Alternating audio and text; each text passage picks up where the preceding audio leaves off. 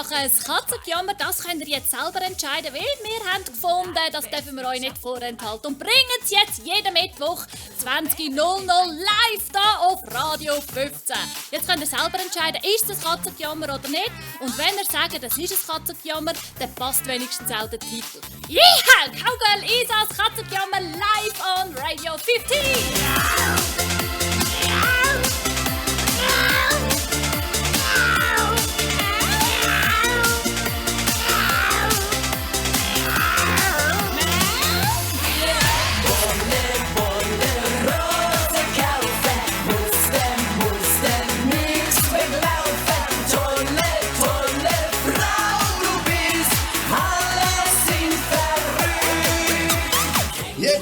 Auf Radio 15. Cowgirl ist das Katzenjammer on Radio 15.10. Känguru Ragout und eiskaltes Wasser, Grenzpanel dazu. So, es ist mal wieder Zeit zu Cowgirl Isas Katzengejammer on Radio 15. Heute haben wir Wahnsinn in meinem Kopf. Und zwar wollte ich euch erzählen, was mir jetzt in den letzten 2 Wochen passiert ist. Ich hatte ja schon immer so einen Aufraumwahn, weil ich halt einfach viel zu viele Sachen bei mir rumstehen habe und jeder Kasten war voll. Und aufräumen und nochmal mehr aufräumen hat gleich eigentlich nie die Wirkung gebracht, die ich wollte. Und jetzt vor 2 Wochen ist etwas absolut Wahnsinniges passiert, das muss ich euch erzählen, richtig bahnbrechend. Bleibt dran. Wir wachen auf.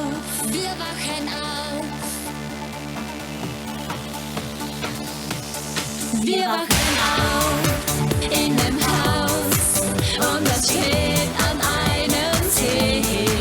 Und wir machen all die schönen Sachen und der Tag ist so wunderschön. Wir wachen auf in einem Haus und das steht an einem See. Und wir machen all die schönen Sachen und der Tag ist so wunderschön. Ich will dir was zeigen. Ein Wunderland. Nur für uns zwei. Wir fahren hinaus, weit weg von all dem Lärm. Wir haben nur uns, ganz zweisam, unendlich frisch verliebt. Wir wachen auf in einem Haus und das steht an einem See. Und wir machen all die schönen Sachen und der Tag ist so wunderschön. Wir wachen auf in einem Haus und das steht an einem See. Und wir machen all die schönen Sachen und der Tag ist so wunderschön. Ich schau dir tief in deine Augen. Ich seh das Glück, das uns widerfährt. Wir fahren hinaus, weit weg von all dem Lärm. Wir haben nur uns, ganz zweisam, unendlich frisch verliebt. Wir wachen auf in einem Haus und das steht an einem See. Und wir machen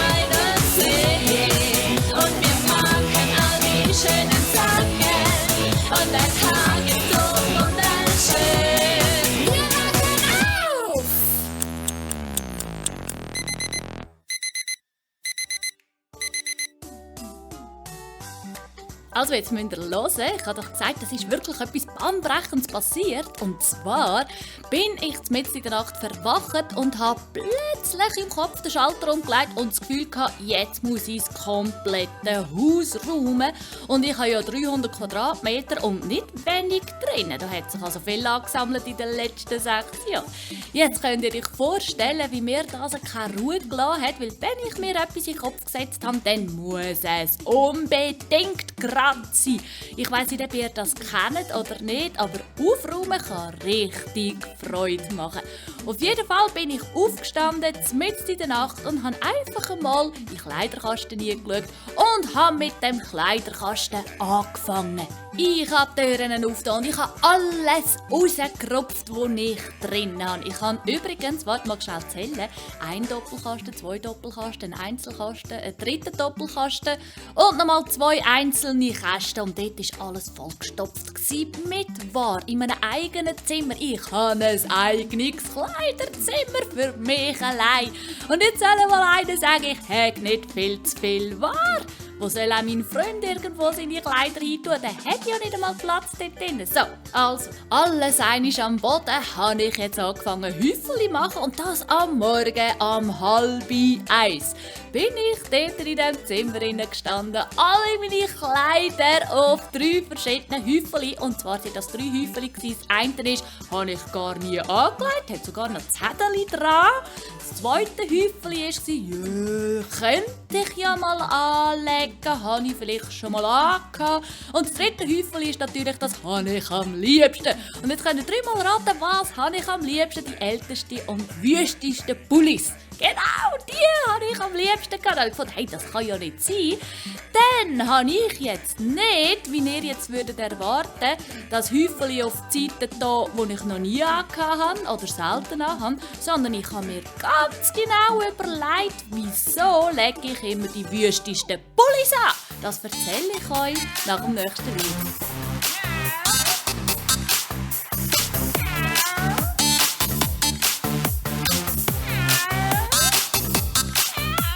Meine Katze Rainer ist nun etwas kleiner. Schlief er im Wäschedruck, mit in die Maschine flog. Er aus der Luke schaute und dabei laut miaute. Meine Katze Rainer ist nun etwas kleiner.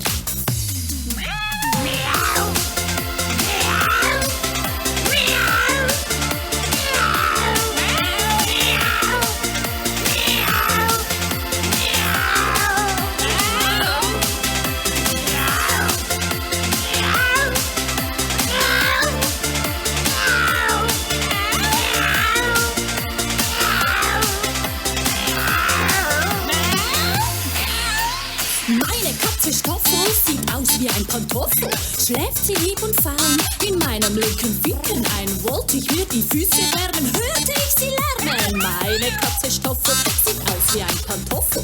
Meine Pusel war voll Fusel, Fellverfix, es war ein Ruf. Der Tierarzt hat sie anvisiert, dann tat sie plötzlich kompliziert. Eingewickelt in ein Tuch, das ist nun schon der 7. Versuch. Der Tierarzt hat sie ungeniert jetzt einfach radikal rasiert.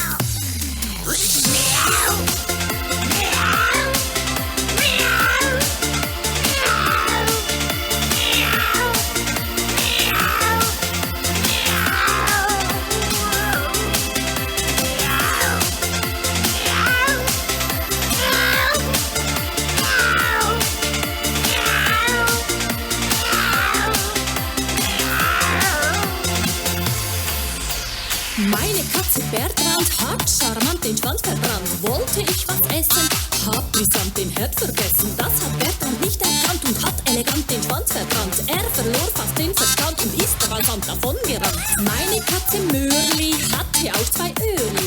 Sie war kurz im Dresche drin, zum Glück nicht weiter schlimm. Jetzt fehlt ihr das linke Ohr, ja, das ist halt wahr. Meine Katze Mörli hat nur noch ein Öhrli.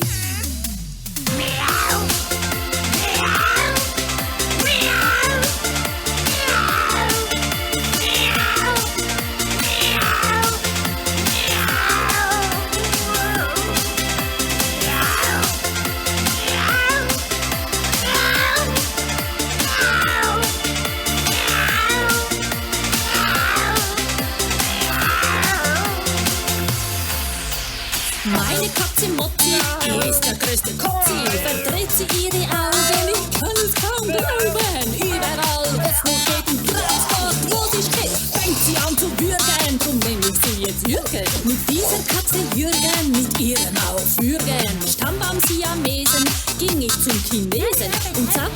Kotzsoldaten, Asiaten, Braten, Katzenköpnis kann man auf der Karte lesen. Jürgen ist heute da gewesen.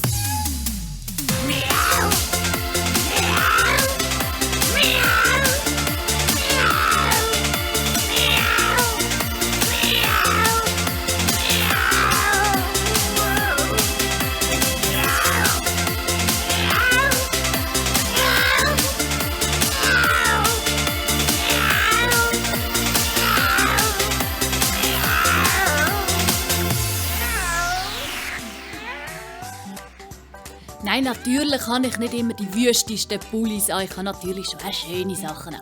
Aber ich habe immer die gleichen Sachen an. Und ich kaufe so viel neues Zeug immer wieder. Weil dann gehst du shoppen, so einmal in der Woche oder so. Dann wandert immer so ein Teil wieder in den Einkaufskorb. Und dann kaufst du es, aber leist es daheim unter Umständen gar nicht an. Weil du denkst, oh, es ist zu speziell. Oder es ist zu schön. Ich kann ja das nicht für daheim anlegen. Oder ich lege das dann mal an, wenn ich gehe essen, vielleicht schön oder so, aber dann gehst du nie. Etwa so, genau. Und jetzt habe ich halt einfach ganz viel Ware, weil ich bin ja den ganzen Tag eigentlich daheim am Arbeiten, wo ich halt einfach wirklich so ein bisschen sportlich, so ein bisschen gemütlich anhabe, wenn ich daheim bin. Jetzt solltet ihr mal sehen, wie ich jetzt gerade aussehe, wenn ich die Radiosendung mache. Ich habe Trainerhosen an, ich habe alte Socken an und ich habe tatsächlich wirklich einen alten Pulli an. So. Gut, einer von denen, die ich behalten habe. Aber jetzt muss ich ja gleich weiter erzählen. Also, warum hat man immer die gleichen Sachen an? Das habe ich mir überlegt. Jeder normale Mensch würde ja eigentlich sagen, das Häufchen, das man nicht anlegt, muss man auf die Seite tun. Ist aber nicht so. Ich habe jetzt einmal die Pullis auf die Seite da, die ich immer angelegt habe. Und was ist passiert? Jetzt ratet dreimal, was passiert ist. Ich habe angefangen, die anderen Sachen anzulegen und habe gedacht, ja, wieso soll ich die teuren Pullis, die schön aussehen, irgendwo für 90 Stutz gekauft hast, jetzt plötzlich in einen Kleidersack tun und verschenken oder ins Ricardo stellen für einen Stutz oder so. Wenn ich sie halt gleich für daheim anhabe, dafür habe ich die anderen Pullis weg. Und siehe da, tatsächlich lege ich sie jetzt an.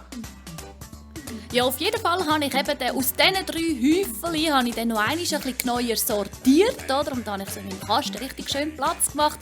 Rechts sind die Sommersachen, dann geht es ein bisschen weiter in die herbstlichen Sachen und links sind dann die dicken Wollenpullis.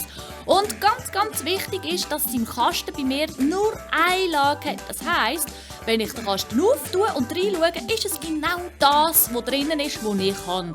Ich habe nichts versteckt hinten dran. Gut, das war mir ganz, ganz wichtig, weil jetzt, es ist im Fall wirklich, jetzt müsst ihr hören, ich habe vorher den Tick gehabt, ich muss, wenn mir ein Pulli gut gekommen ist, habe ich den 5-mal oder 6-mal haben, weil er könnte ja unter Umständen dreckig werden, er könnte ja kaputt gehen. Und ich habe einfach immer Reserven gebraucht, oder? Und wenn du irgendwie so viele Kleider im Kasten hast, dann habe ich angefangen, eben den Kasten aufzutun und halt nur noch quasi das rausgenommen, was ich mir ja gewöhnt bin, eben halt quasi das Wüste, ja, für und Schluss zu zeigen. Ja, dann habe ich halt immer das Gleiche angelegt. Und jetzt, wo der Kasten so schön luftig und frei ist, wenn man ihn auftut und so richtig Platz hat, jetzt sehe ich eben auch mal die anderen Sachen und nehme tatsächlich auch mal etwas anderes aus und lege es an. Tut euch das mal überlegen, ob das euch nicht vielleicht auch so geht, dass ihr einfach den Kasten vollgestopft habt und nicht wisst, was ihr anlegen wollt. Dann überlegt doch mal einfach alles rauszuräumen und einfach richtig Platz zu machen im Kasten, dass wenn ihr die Türen aufmacht, dass tatsächlich nur genau das da drinnen ist, wo ihr seht, keine versteckten Sachen hinten dran. Wo die Sonne für immer scheint, unsere Herzen sind vereint. Nichts ist perfekt, wir sind auch oft angeeckt. Raff dich auf, sprich dich aus, hör einander zu, es tut so gut, gib der Liebe eine Chance. Hör auf dein Herz, vergiss den Schmerz, den Worte begehen. Nimm die Kraft der Leidenschaft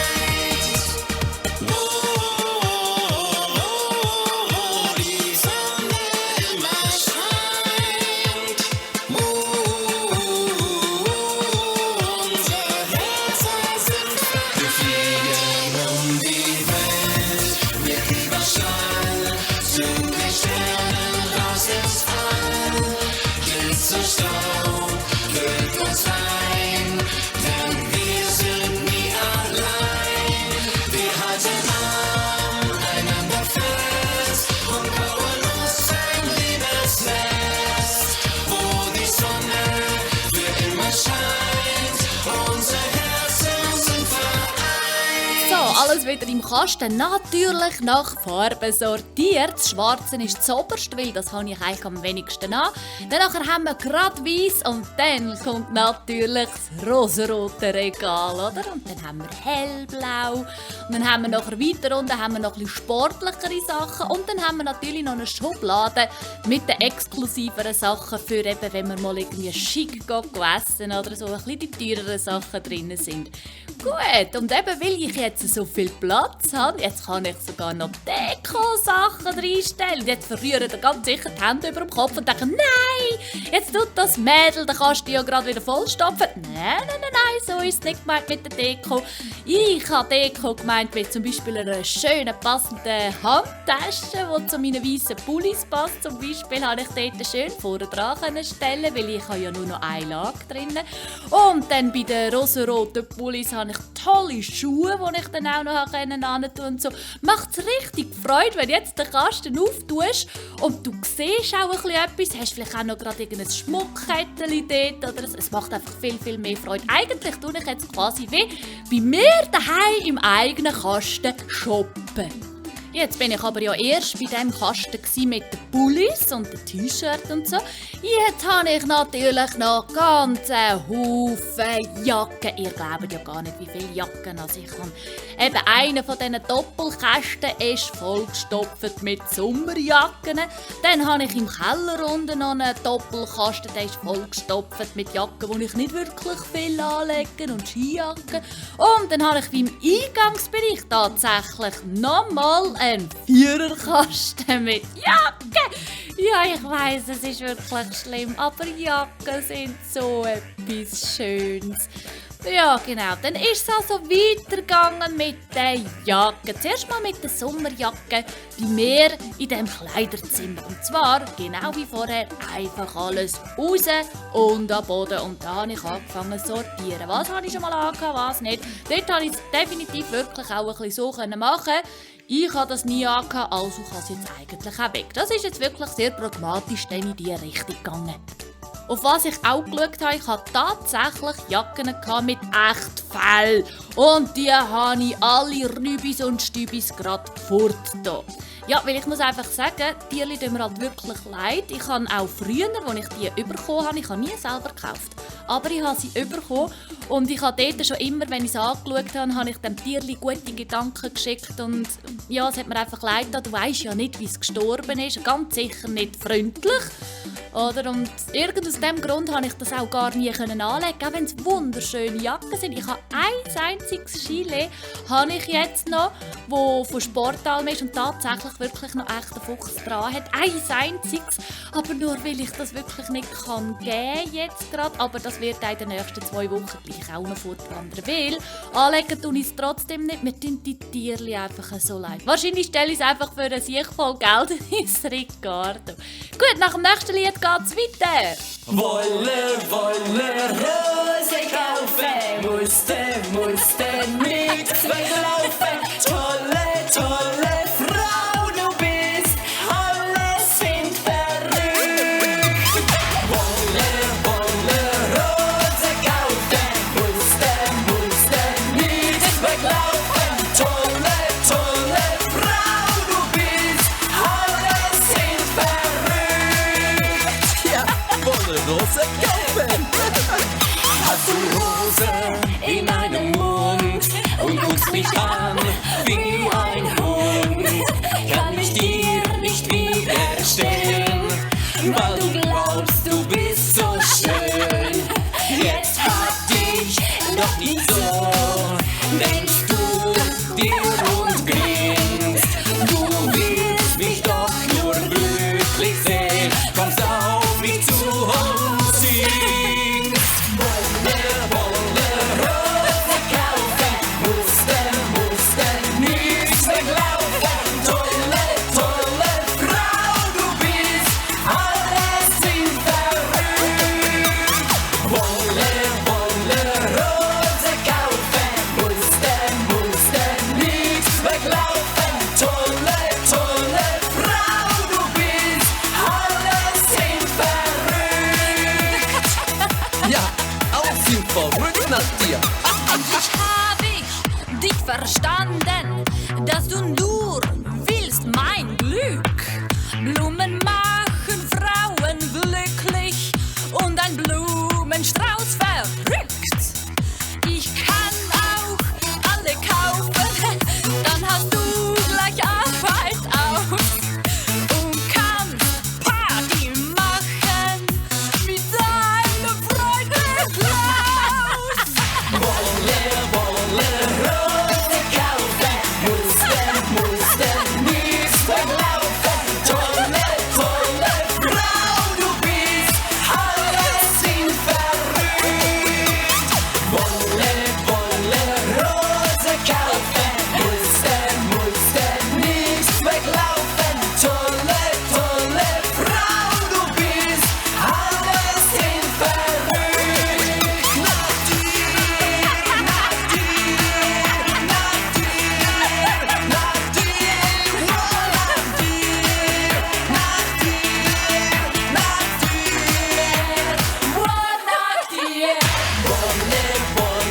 Rose kaufen, mussten nichts weglaufen. Tolle Frau, du bist, alle sind verrückt. Rose kaufen, mussten nichts weglaufen. Tolle Frau, du bist, alle sind verrückt. Alle sind verrückt. Ja, irgendwann am Morgen um 6 Uhr hatte ich dann tatsächlich das Gefühl gehabt und wieder ins Bett geschafft, eben, dass es jetzt erledigt ist und ich endlich schlafen kann. Und dann ist es aber tatsächlich, kaum bin ich verwacht, in meinem Kopf wieder weitergegangen. Das hat nur rotiert. Es ist mir immer noch zu viel. Dann bin ich wieder in das Kleiderzimmer gegangen und dann habe ich die Deko-Sachen wieder auseinandergenommen und habe überlegt, brauche ich die Schuhe noch, brauche ich die Handtaschen noch. Ich hatte tatsächlich sogar noch einen Kasten nur mit Handtaschen gehabt. Und die meisten habe ich sogar von meiner Mutter bekommen. So habe ich ihr alle wieder retour gegeben. Soll sie drauf hocken, nicht ich. Ja, auf jeden Fall habe ich wirklich die Sachen, die ich vorher als Deko beschrieben habe ich alle auseinandergenommen, weil ich eigentlich keinen eigenen Kasten für das will brauchen, sondern es soll genau so Platz haben, wie es halt soll Platz haben. Ja, genau. Auch Haarteile habe ich einen Haufen gefunden, falsche Wimpern habe ich einen Haufen gefunden.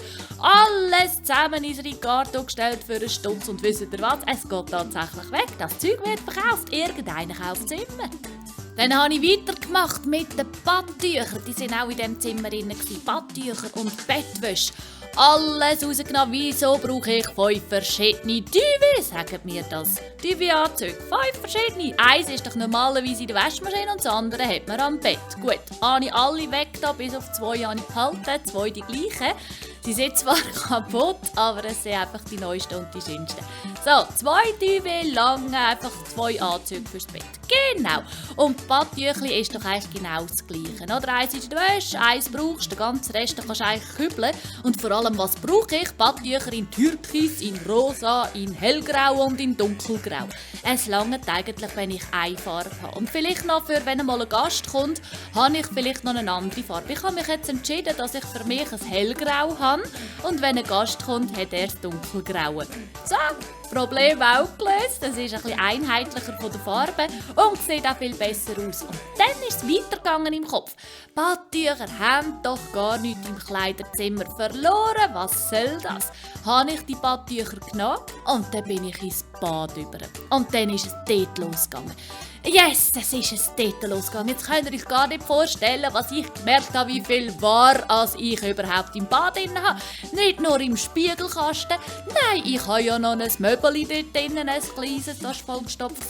Dann habe ich noch ein grosses Möbeli mit Schubladen, das vollgestopft war. Und dann habe ich noch so ein Regal, wo ein Haufen Ware drin steht. Und am Boden steht noch ein Haufen Zeug beim WC, nämlich Putzmittel. Und in der Dusche selber hat es noch ein Sichtfallware. Und auf dem Badwannenrand auch. Ich erzähle euch nach dem nächsten Lied, wie das ein Wahnsinn war für mich im Kopf, das alles aufzuräumen. Du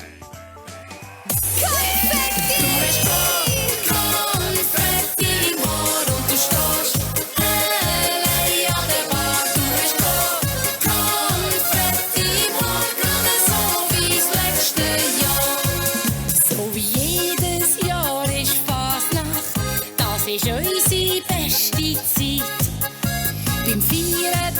ganzen Flirten ist die ganze Stadt dabei. Zwischen all den Menschen seh ich plötzlich dein Gesicht und ich habe ein Déjà-vu, aber ich weiss nicht, ob du's bist. Du hast Konfetti im Haar und du stehst allein an der Bar. Du hast Konfetti im Haar, gerade so wie das letzte Jahr. La la la, la la la la la la la la la la la la. Du hast Konfetti im Haar, gerade so wie das letzte Jahr. Du hast gesagt, du bist noch solo und ich hab dir geglaubt, denn die kleinen Sünden sind in der Fastnachtzeit erlaubt. Zwischen all den Menschen seh ich wieder dein Gesicht und ich habe ein Déjà-vu, aber ich weiss nicht, ob du's bist. Du hast Konfetti im Haar und du stehst allein an der Bar. Du hast Konfetti im Haar, gerade so wie das letzte Jahr. La la la, la la la la la la la la la la la. Du hast Konfetti im Haar, gerade so wie das letzte Jahr. Ich bin mir nicht ganz sicher, ob du's auch wirklich bist.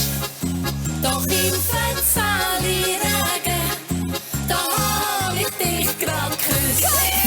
Du hast Konfetti im Haar und du stehst allein an der Bar. Du hast Konfetti im Haar, gerade so wie das letzte Jahr. La la la, la la la la la la la la la la la. Du hast Konfetti im Haar, gerade so wie das letzte Jahr. Und jetzt stehe ich im Bad und weiss nicht, wo ich anfangen soll. So unendlich viel War. Und vor allem kleine War, wo man gar nicht denkt, wie Ohrputzer, Ohrkerzen oder Zahnpasta und irgendwie 7 verschiedene Zahnbürstchen und die einen sind noch ausgefranst auf alle Seiten. Ja, wo habe ich angefangen? Genau, ich bin im Raum gestanden und habe gerade als erstes einfach wieder mal alles rausgenommen. Komplett alles rausgenommen. Und dann habe ich nachher die Möbel, die einfach rumgestanden sind, habe ich aus dem Raum raus entfernt. So, dass wirklich nur noch das Lavabo drinnen steht, wo wirklich auch an der Wand befestigt ist. Und das hat 2 Schubladen, grosse und 2 kleine Schubladen und 2 Fächchen auf der Seite. Und da habe ich gefunden, ich brauche einfach wirklich nur genau so viel, wo alles dort drinnen Platz hat. Und wenn ich die Schubladen auftue, muss es Luft drinnen haben. Und bei den Fächchen will ich auf gar keinen Fall etwas hier tun, weil die sollen ja schnell geputzt sein. Dort habe ich wirklich nur etwas ganz Kleines hier, wo man schnell löpfen kann, zack, und mit dem Lumpen drüber putzen, weil es kostet auch einen Haufen Geld. Weil wenn ihr sich voll Ware habt, müsst ihr euch mal die Zeit überlegen, bis ihr das alles geputzt habt. Ihr müsst ja alles in die Hand nehmen und auf die Seite stellen und dann müsst ihr mit dem Lumpen drüber. Und wer es nicht selber macht, stellt halt eine Putzfrau an, aber auch das kannst du. Ihr müsst euch das mal überlegen. Gut, auf jeden Fall ist jetzt alles am Boden. Die überflüssigen Möbel sind aus dem Badzimmer entfernt. Und jetzt kann es losgehen mit Aussortieren. Fangen wir doch mal an mit den Schminksachen. Wer um Himmels Willen braucht 11 Lippenstift und 15 Lippendings da? Wie heissen die da? Ich kann es gerade nicht sagen, aber einfach noch mal irgendetwas für die Lippen. Ich kann es ja nicht einmal sagen, was es ist, also brauche ich es ja gar nicht. Lipgloss, genau, mal doch, tatsächlich brauche ich aber einen von diesen 15. Gut, habe ich ganz Reste, ich habe gerade einen Abfallsack genommen, zack, alles drin, weil, sorry, aber die Kosmetiksachen, die kannst du auch nicht verschenken. Also ich finde das fast ein bisschen unhygienisch, wenn ich irgendwie von jemandem etwas geschenkt bekomme, von der irgendwie auch schon ins Gesicht oder auf die Lippen geschmiert hat. Man weiss ja nie, was man heute überall alles so kann einfangen. Gut, auf jeden Fall Abfallsack parat, alles zack drin. Wimperntusche brauche ich doch auch nicht 3 verschiedene. Es langt, wenn ich eine habe. Gut, zack in den Abfallköbel und eben Ohrputzer, gut, 1 packen wir an, den ganzen Rest nicht. Zahnbürsteli bis auf 2, dass noch 1 Reserven ist. Alle fort. Und dann habe ich mich mal an die Shampoo gemacht. Wer um Himmels Willen braucht so viele verschiedene Shampoo? Ich habe immer gemeint, ich brauche das, aber mir kommt ja gar nie zu Boden und die stehen ja wirklich nur rum. Und die grusigen Flecken, die das in dieser Steindusche gibt am Boden, das ist ja wirklich richtig grusig, habe ich all die Shampoo einfach auch gerade gekübelt. Es hat noch ein paar ein bisschen teurere drunter gehabt, die hätten gerne noch meine Tante genommen, die haben Freude gehabt. Aber es ist einfach wirklich alles einfach fort. Haargümmerli und Haarklemmerli. Für was? Ich tue doch nie ein Haarklemmerli drin. Aber sie sind eben schön und wir können ja vielleicht einmal zack, fort.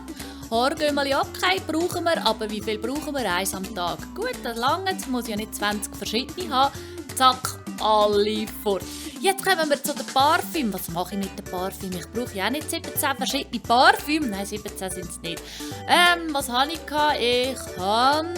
Das von Olympia habe ich am liebsten. Das habe ich tatsächlich noch behalten. Und das Poison habe ich noch mega gerne. Das ist im Fall wirklich echt richtig super. Jetzt insgesamt habe ich noch 5 verschiedene Parfüm. Ist immer noch zu viel, ich weiss. Aber ich brauche Parfüm eben auch sonst. Mal irgendwie einen Sprutz aufs Küssi oder irgendwie an einen Vorhang oder so. Und das Zimmer schmeckt schon wieder mega fein. Ja, manchmal stinkt sie einfach ein bisschen, wenn man so viel Katze hat. Kann ja sein. Auf jeden Fall ist jetzt mein Spiegelkasten wieder eingeräumt und hat wirklich Luft und er kann richtig durchschnaufen. Ich habe auch nur noch von 2 verschiedenen Marken Gesichtscreme. Ich habe vorher noch viel mehr gehabt, aber das lohnt sich ja gar nicht. Aber ich merke, ich kann nicht immer das Gleiche brauchen, weil die Haut, die braucht auch mal etwas anderes. Aber 2 verschiedene, das langt. Gut. Und im Spiegelkasten sind jetzt eben auch noch die Shampoo, die ich brauche, weil ich kann ja das dann mit in die Dusche nehmen und wieder zurück. Das gibt mir ja da keinen Zusatzaufwand. Aber das Putzen, wenn es am Boden würde stehen in der Dusche, das gibt viel mehr Aufwand. Also stehen jetzt die Shampooflaschen im Spiegelkasten drin. Ist also alles dort drin. Es hat in der Dusche wirklich tatsächlich nur noch genau die 2, die ich am allermeisten brauche. Und die sind in dieser Ablage, die auf den Seiten angeschraubt sind, in der Höhe. Aber also auch tipptopp zum Putzen. Auch die schönen grauen Badtüchli haben jetzt sogar im Bad Platz gefunden. Vorher haben sie überhaupt keinen Platz gehabt, es war ja alles so vollgestellt. Jetzt muss ich dort reingehen und sagen, jetzt ist es mir richtig wohl. Badwannenrand ist leer, die Dusche ist leer, keine Möbel mit drin. Und ich stehe ja so extrem auf Leuen und Panther, auf so grosse Statuen. Und ich habe noch so einen schönen weißen Leu gehabt. Und jetzt kann ich den sogar ins Bad stellen und es sieht richtig geil aus. Da habe ich auch noch die Chassis aufgetan, weil durch den Sommer habe ich natürlich die Chassis zu, oder? Weil das Bad ist gerade direkt neben meinem Schlafzimmer, ohne Türen, muss ich also sagen. Also wenn du aufs WC gehst und kackst, ist es natürlich blöd, wenn der Freund im Bett liegt. Zum Glück habe ich ein Gäste-WC. Ja, auf jeden Fall. Fenster auf, durchlüften und jetzt sieht es viel besser aus. So, und jetzt, apropos Schlafzimmer, jetzt geht es dort drinnen weiter. Ihr glaubt nicht, was ich dort alles gefunden habe. Bleibt dran.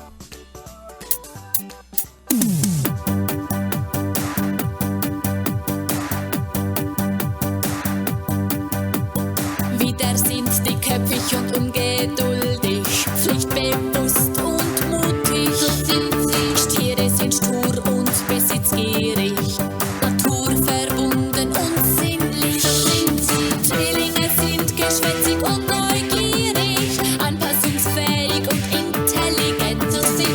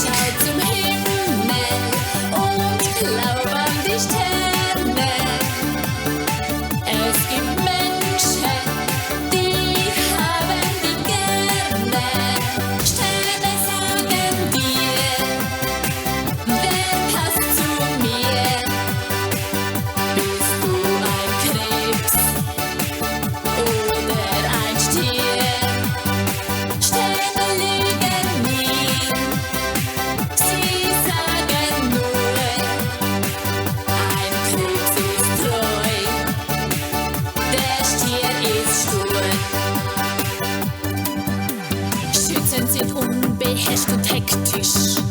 Reiselustig und weise, So sind sie. Steinböcke sind humorlos und streng, gewissenhaft und beständig. So sind sie. Wassermänner sind sprunghaft und unberechenbar, aufgeschlossen und gefällig. So sind sie. Fische sind unentschlossen und ängstlich, romantisch und gefühlvoll. Ja, schon Innen leuchten aus der Ferne, hoch am Himmel unzählige Sterne.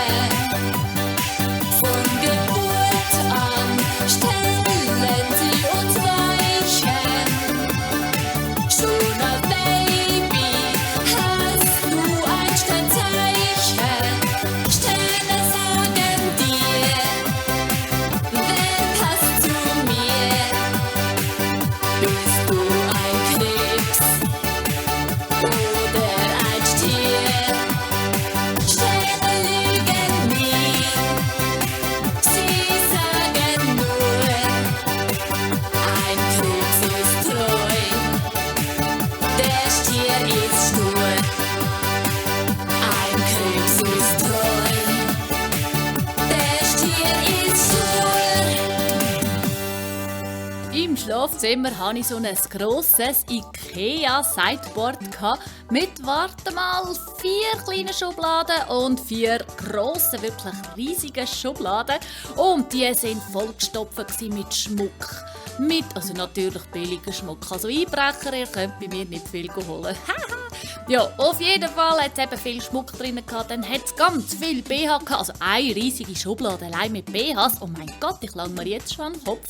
Dann Socken, dann Unterwäsche und Pyjama und Strümpfe. Und was man halt einfach alles dort drinnen findet, oder? Das ist ja grauenhaft, was dort drinnen alles war. Und dann hatte ich nebenzu noch so eine Truhe gehabt, so Glitzertruhe. Eigentlich 3 Stück, es sind so 3 verschiedene grosse gewesen. In der einen hat es noch Decken drinnen gehabt, Wolldecken. Im Fall, es könnte mal kalt werden mit Bodenheizung, ist ja alles klar, oder? Und in der zweiten innen sind CDs gewesen. CDs, ich habe gar keinen CD-Player mehr. Hallo Leute, wer hat noch einen CD-Player? Ja, genau. Eben, möchte ich auch sagen. Und der dritte war sogar leer gewesen. Ja, und dann hat es vor dem Bett noch so eine Fußbank und dort sind tatsächlich 7 Küsse drauf gewesen und nochmal 2 Wolldecken. Und dann habe ich, wie wahrscheinlich jeden anderen auch, 2 Nachttischchen, eins links und eins rechts. Und das rechts hat auch 5 Schublädchen gehabt und natürlich in jedem Schublädchen alles gestopft voll. Und das auf meiner Seite hat 2 Schublädchen gehabt und ebenfalls voll. Also das ist ja grauenhaft, wirklich. Und ich muss sagen, ich habe wirklich gemeint, ich hätte gar nicht so viel, aber mich hat ja fast ein Schlag getroffen. Auf jeden Fall habe ich auch hier alles wieder rausgenommen und dann habe ich das grosse weiße Sideboard, habe natürlich jemanden gerufen, habe nicht allein ausgetragen. Aber habe ich das nachher ich habe es nachher in Gang rausgestellt, genau in Gang rausgestellt, habe es auf Ricardo verkauft und irgendjemand anderes hat natürlich eine scheisse Freude daran gehabt, oder? Und ich habe wieder ein bisschen Geld gehabt und habe mir ein schönes Designermöbel gekauft, das viel kleiner ist und eigentlich wirklich keinen Platz hat, weil das ist ein völlig verpfüchstes Möbel.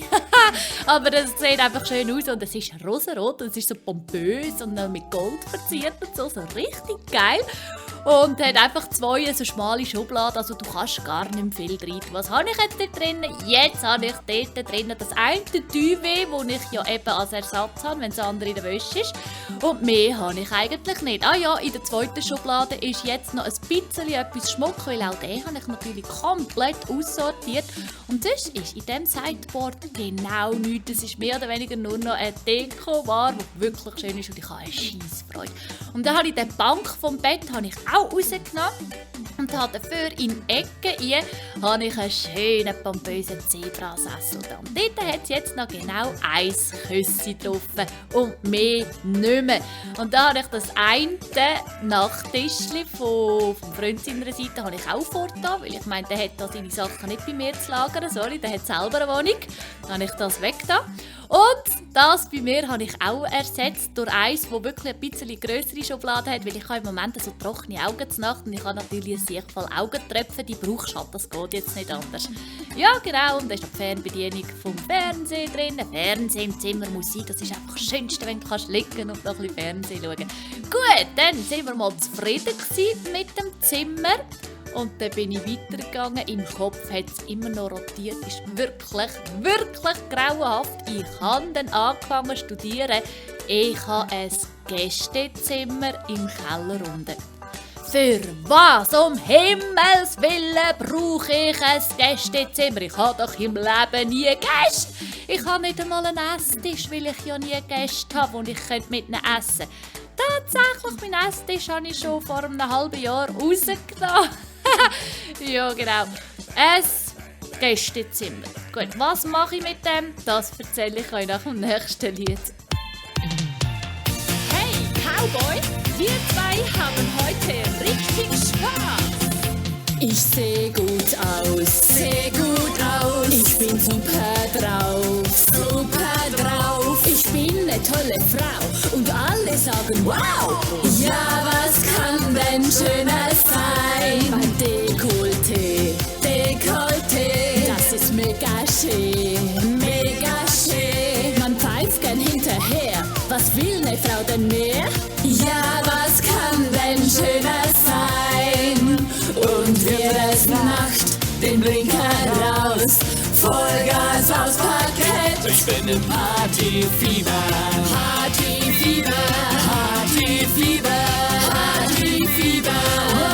Wie schön, dass es mich gibt. Ich bin total verliebt in mich und das ist gut. Ich bin im Partyfieber.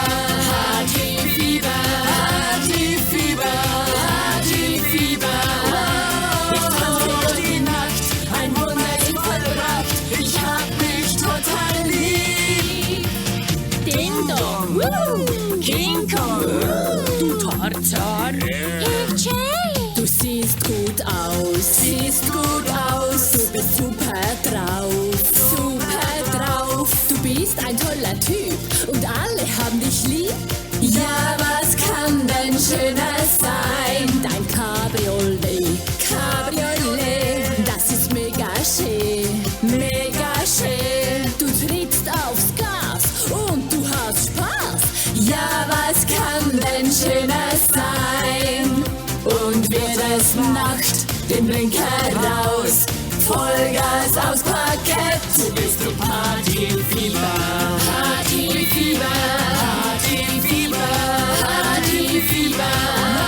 Wie schön, dass es dich gibt. Du bist total verliebt in dich und das ist gut. Du bist im Partyfieber.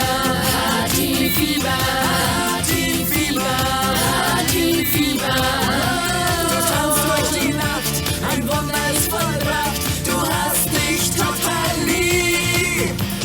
Hey, da, schalala. Hey, du, Schubidu. I love me, you love you.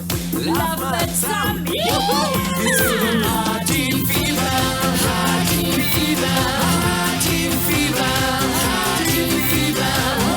Wie schön, dass es uns gibt. Wir sind total verliebt in uns und das ist gut. Wir sind im Partyfieber.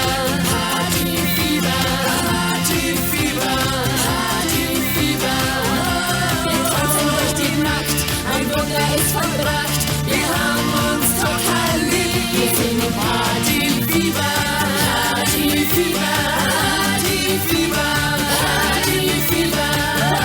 Wie schön, dass es uns gibt. Wir sind total verliebt in uns und das ist gut. Wir sind im Partyfieber.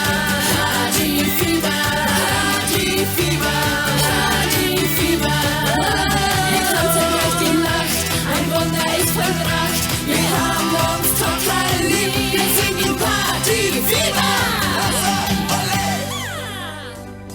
Was was habe ich jetzt mit dem Gästezimmer gemacht? Ich habe natürlich noch ein Kinderzimmer und ich habe das probiert in eins einzubringen, weil meine Kleine ist halt natürlich, weil ich zu Abend viel arbeite, nicht immer daheim, ist ja klar, oder? Weil ich meine, ich müsste ja zu Abend rum sein, sie ist erst 9, dann geht sie halt sehr gerne mal zum Grossi schlafen. Gut, also angenommen, ich hätte tatsächlich mal einen Gast, könnte doch der auch einfach im Kinderzimmer schlafen, ist doch überhaupt kein Problem. Gut, dann habe ich gefunden, ich tue doch mal schnell da meinem Kollegen anrufen, der kommt mir sicher helfen räumen.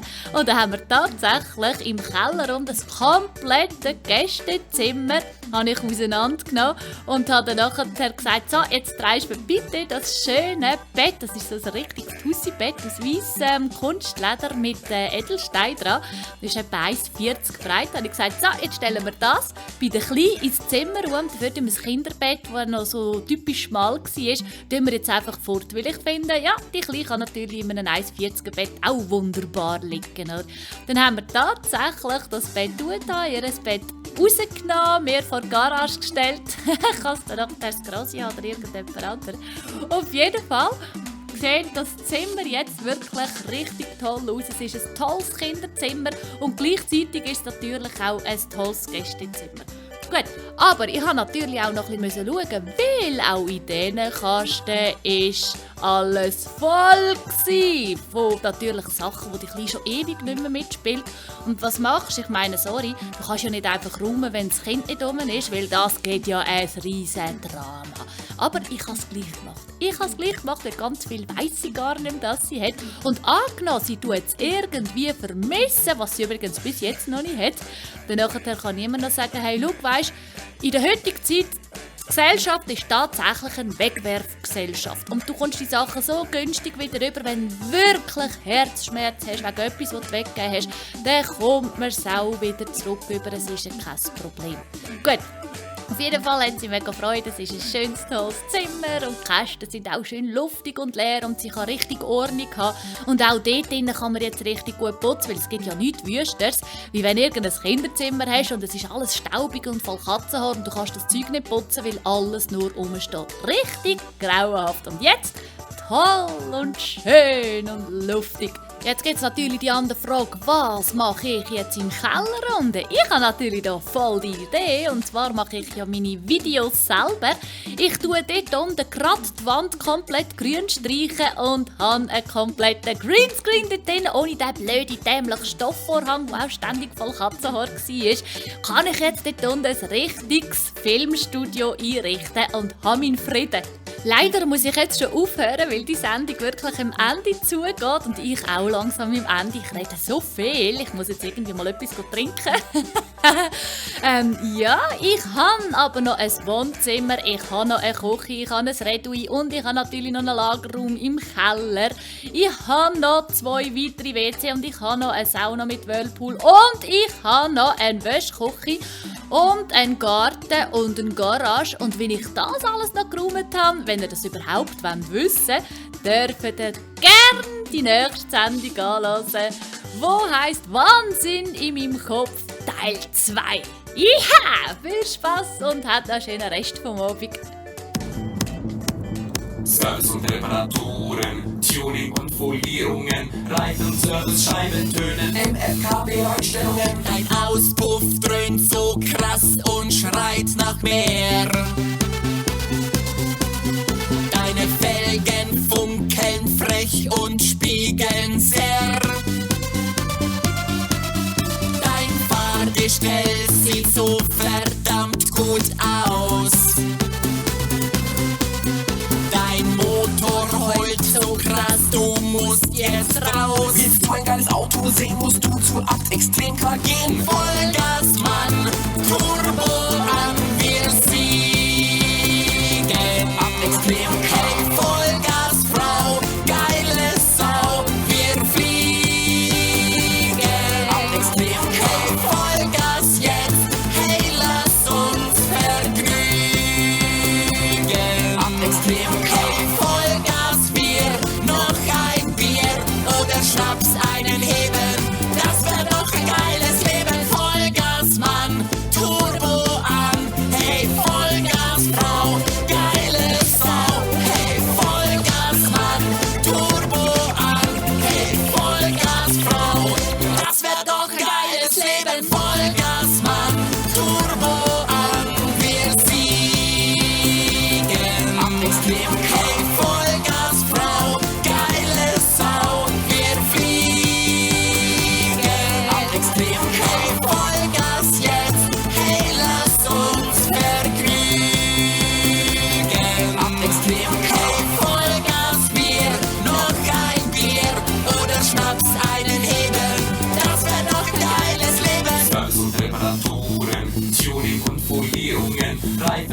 Scheiben tönen. MFKB-Einstellungen. Ab Extrem K. In Muri Aargau. In der Schweiz. So, das wär's mit meinem Katzengejammer gewesen. Ich hoffe, ich habe euch gut unterhalten und habe ein bisschen Stimmung einbringen am Mittwochabend am 20.00 auf Radio 15. Ich freue mich, wenn ihr nächste Woche wieder einschaltet, wenn es heisst Cowgirl Isas Katzenjammer on Radio 15. Vollgas aufs Parkett. Ich bin im Partyfieber. Partyfieber. Partyfieber. Partyfieber. Wie schön, dass es mich gibt. Ich bin total verliebt in mich und das ist du. Deine sagen dir, wer passt zu mir? Bist du ein Krebs oder ein Stier? Und das ist wieder mal gewesen mit dem Cowgirl Isas Katzenjammer on Radio 15. Bist die Luft, die ich atmen will. Du hast den Duft, der riecht wunderschön und auch dein Herz schlägt in meinem Beat. Ich hab dich so unendlich lieb. Ja la la la, la la la, la la la la la la, la la la, la la la la la la, la la la, la la la la la la. Ich hab dich so unendlich lieb. Mein Pony heißt Conny. Mein Pony heißt Conny. Mein Pony heißt Conny, das ist ganz klar. Diese Geschichte ist echt wahr. Hoppi galoppi, hoppi galoppi, über Stock und Stein. Hoppi galoppi, über Stock und Stein. Hoppa, hoppa, Reiter, das Pony bleibt da stehen. Ich reite immer weiter, ich hab's nicht kommen sehen.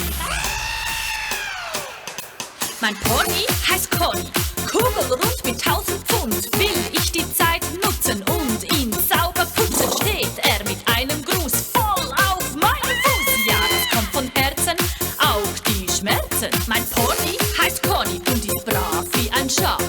Will ich ihn mal reiten, zeigt er mir neue Seiten. Er sich vor Lachen biegt, wenn er den Sattel sieht. Sattel auf dem Rücken, fängt er an dumm rumzujucken. Hoppi galoppi, über Stock und Stein. Hoppi galoppi, über Stock und Stein. Hoppa, hoppa, Reiter, das Pony bleibt da stehen. Ich reite immer weiter, ich hab's nicht kommen sehen. Mein Pony heißt Conny, wir streiten beim Reiten. Wenn ich mit ihm reiten gehe, ich ihn meist von hinten sehe. Wir über Hürden gehen, bleibt er davor aber stehen. Ich reite froh und heiter, ohne Conny immer weiter. Mein Pony heißt Conny und ist zahm und lahm. Kommt da eine Bremse, wird er zur wilden Gänse. Ich bin verwundert, erreicht er Tempo 100. Rennt so schnell es geht, bis man nur noch Hufe sieht. Hoppi galoppi, über Stock und Stein. Hoppi galoppi, über Stock und Stein. Hoppa, hoppa, Reiter, das Pony bleibt da stehen. Ich reite immer weiter, ich hab's nicht kommen sehen. Mein Pony heißt Conny, froh und heiter immer weiter, reiten in den Wäldern, quer über alle Felder. Da am Waldesweg er etwas Blaues sieht, ein Schirm, oh Greis, und nimmt Reis aus. Mein Pony heißt Conny, mit Jucken und Buckeln, in hohem Bogen komm ich geflogen. Ich sitz am Boden und ungelogen, er mich im Rasen zieht, vor Lachen auf dem Rücken liegt. Hoppi galoppi, über Stock und Stein. Hoppi galoppi, über Stock und Stein.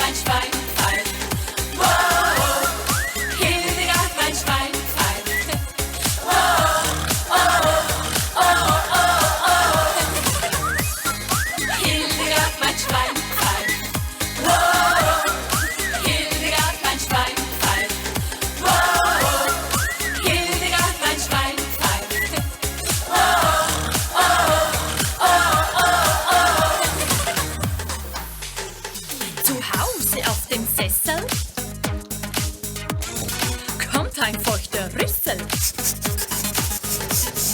Tut mein Schwein mich kneifen? Au! Und fängt doch an zu pfeifen.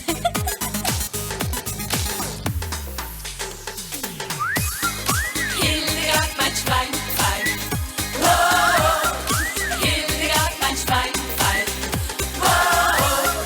Hildegard, mein Schwein pfeift. Wow. Oh, oh, oh, oh. Hildegard, mein Schwein pfeift. Wow. Hildegard, mein Schwein pfeift. Wow. Hildegard, mein Schwein pfeift.